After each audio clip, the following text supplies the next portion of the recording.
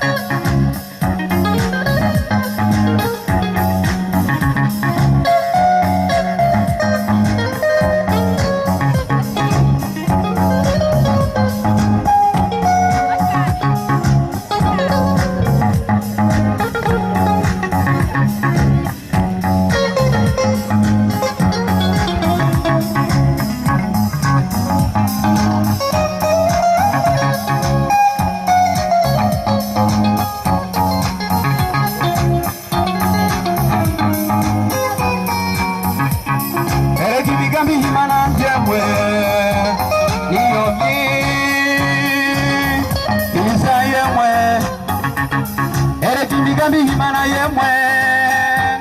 niyo itugirira urutonde rw'Imana yemwe tugugane tumbereye gusa hari nawe utunguruka tukaba urutonde rw'Imana hari nawe utunguruka wewe tukaba urutonde rw'Imana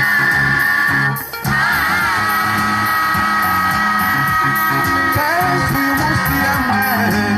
erega bafite amaganya benshi uyu munsi yemwe erega bafite ubwoba benshi uyu munsi yemwe erega bafite ibibazo iminsi myinshi ye satani ye akabatera uruhumye bakibagira yemwe kwikorera umusaraba bagatukwizera bakiyumvira yamwe wereka Imana niyumva kuyamba yumva yari kumva amasengesho dusenga bakiyumvira yamwe wereka Imana ntibona kuyamba yambona yari kubona iki gihe turimo bakiyumvira yamwe wereka Imana niyumva kuyamba yumva yari kumva amasengesho yacu we urutonde rw'Imana yemwe tugugane tumbereye gusa hari nawe utunguruka tukaba urutonde rw'Imana hari nawe utunguruka wewe tukaba urutonde rw'Imana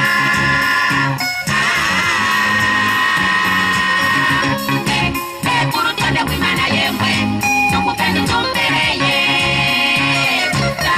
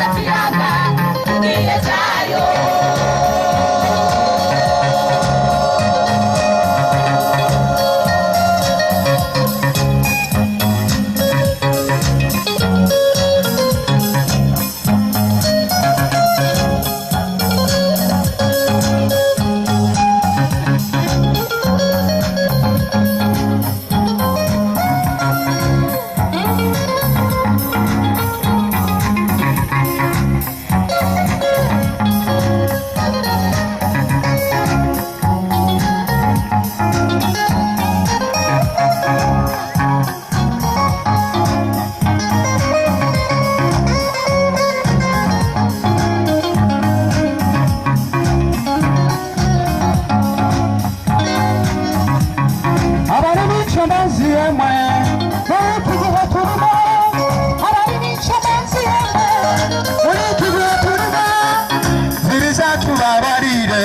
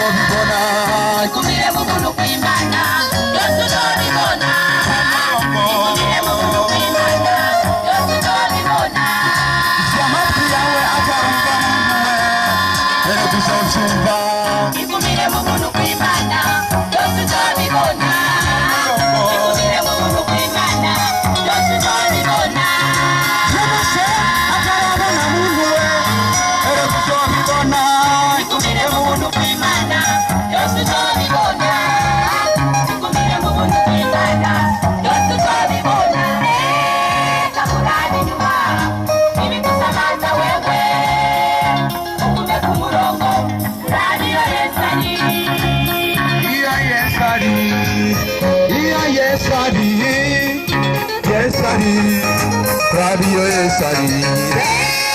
Kakurani nyuma ili kusamata wewe Ukume kumurongo Radio Yesari abagabo bizigenze ntibagusamaze abagore bizigenze ntibagusamaze Kakurani nyuma ili kusamata wewe Ukume kumurongo Radio Yesari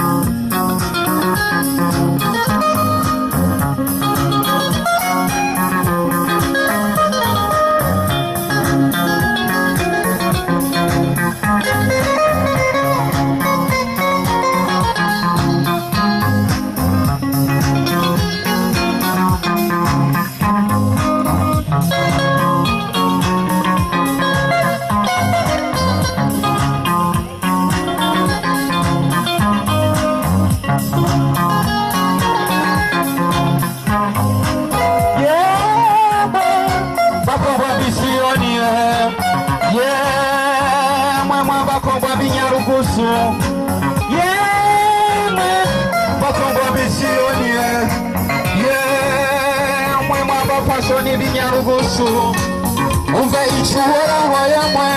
avuga kuri mwemwe ko mwihibona mukage ndamurarica amasosi yanywe n'amaso y'ubwibone mukagenda muzegeza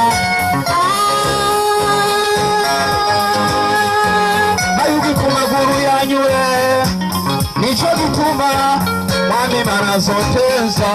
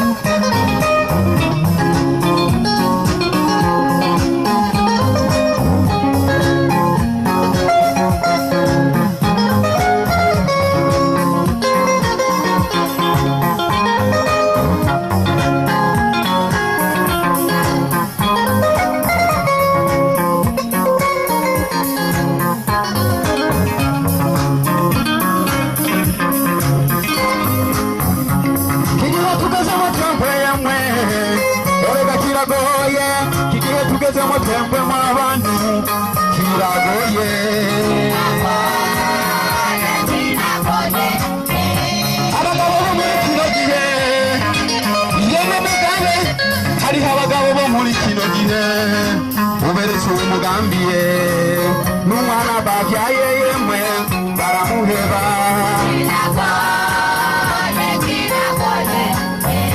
abakozi bo muri kino gihe yemwe mugabe hariho abakozi bo muri kino gihe uberetse umugambiye bibiliya barayishinga bakayishyira hasi ye ugaruka bo muri kino gihe yemwe mugambe ugaruka bo muri kino gihe uberetse umugambiye ngo twebwe turakomeye kandi twebwe duheza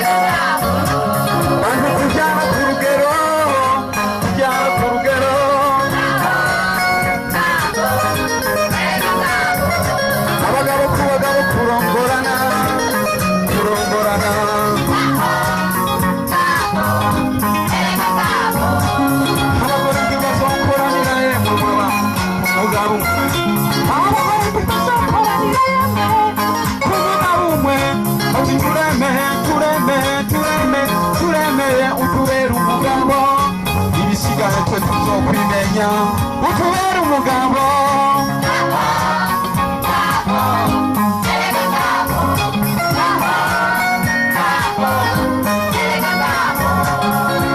utwibuke Yesuwe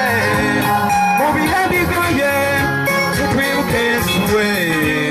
mu bihe bigoye utwibuke Yesuwe mu bihe bigoye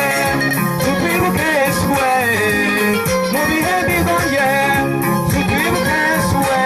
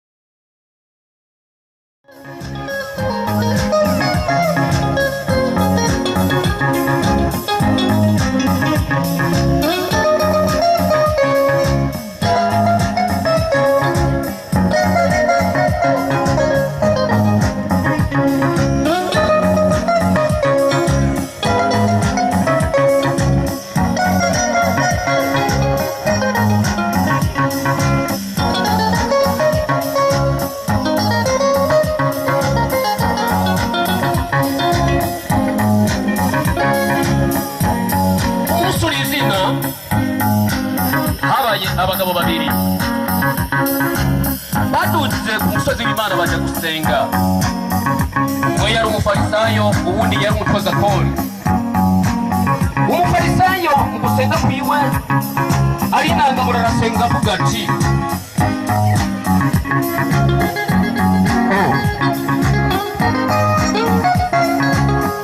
ndagushima Mana ko jewe ntameze nk'abandi bose, simeze kurya mukozakori, nisonzesha kabiri mu ndwi,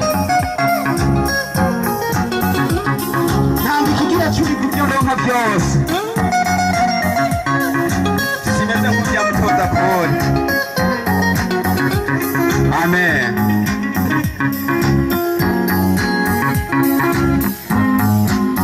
Umutozakori yicishije bugufi nawe arasenga avuga ati, urabona jewe umutozakori, kandi muri uku gutoza ikori kwanje niko ndatoza ikori, noza abantu ndabatoza ibintu birenze cyane kugira ngo nirongere inyungu y'ibintu bizomfasha mu gihe kizoza. None rero mpaye ndatoza ndagerageza kubiba. None rero uhoraho kongereho umuntu nkabaza cyane mu ngoro yawe, bikaba bisica ko noremuka imbere zawe, ibyo ari kwemeye nuko ndahamura amaso ngo ndabe iyo uri mu ijuru, ariko ndasabye ungirire imbabazi, ungirire imbabazi. Umufarisayo ahagaze asengera, umutima wiwe ati Mana ndagushimiye. Umufarisayo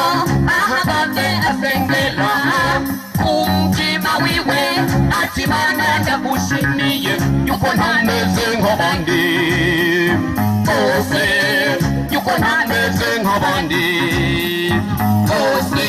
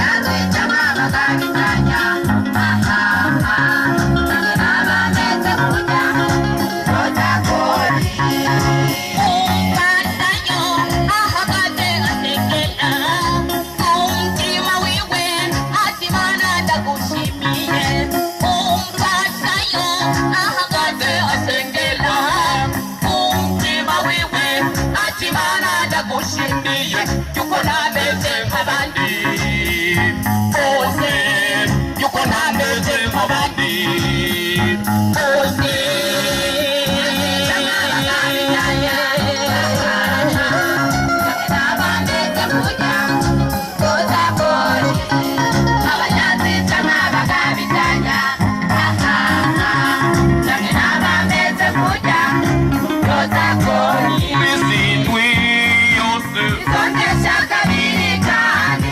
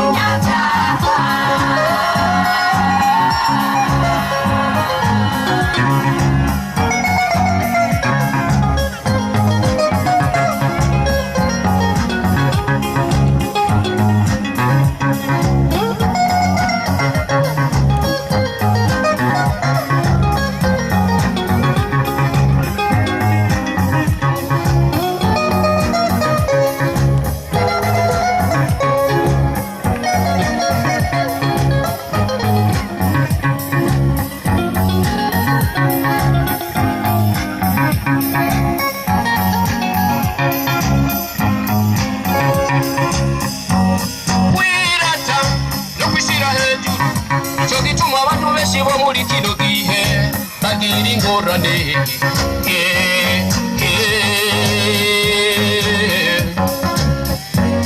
kwirata no kwishira hejuru nico gituma abantu benshi bo muri kino gihe bagira ibibazo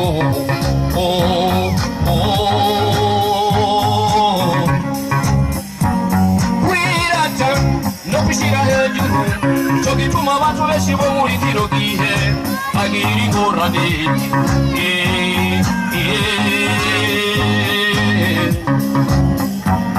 kwirata no kwishira hejuru nico gituma abantu benshi bo muri kino gihe bagira ibibazo kwirata kwishira hejuru icyo ukora cyose wishengera ugikore mu kwizigirwa ugikore mu kwizigirwa usigaye ufise ingeso z'abafarisayo ariko wibuka ijambo ry'Imana icyo rivuga usigaye ufise ingeso z'abafarisayo ariko wibuka ijambo ry'Imana icyo rivuga ushyira hejuru wese ushyira hejuru agacishwa bugufi ushyira hejuru wese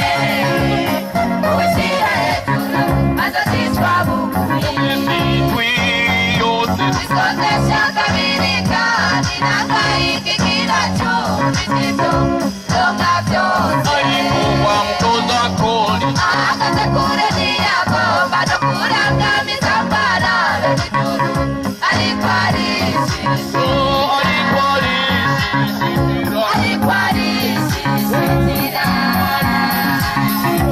ati Imana girira ikigongwe umunyabyaha ikodesha kabiri kandi n'akayiki kiracumbikito donka byose ahagaze kure ntiyagomba no kurangamiza ngo arabe w'ijuru ariko arishishira ariko arishishira ati Imana girira ikigongwe umunyabyaha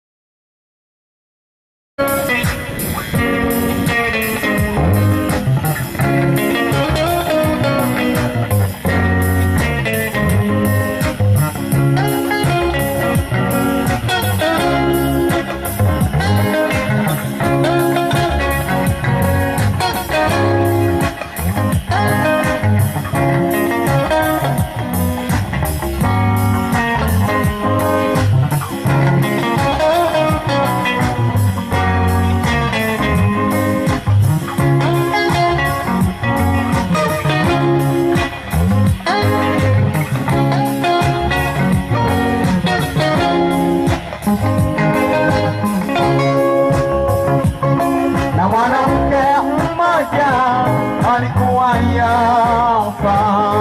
jina lake aliitwa Dorikasi. Mwanamke huyo alikuwa amejaa matendo mema, ikawa siku zile akaugua akafa. Na mwanamke mmoja alikuwa Yafa, jina lake aliitwa Dorikasi.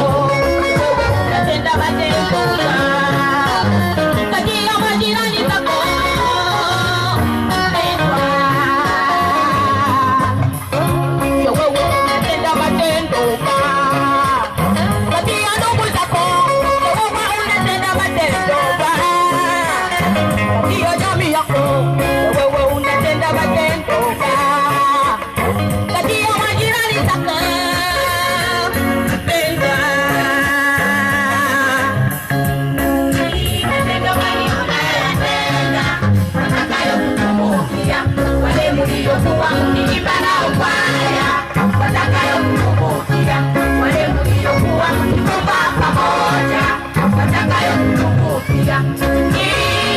ipo siku inakuja.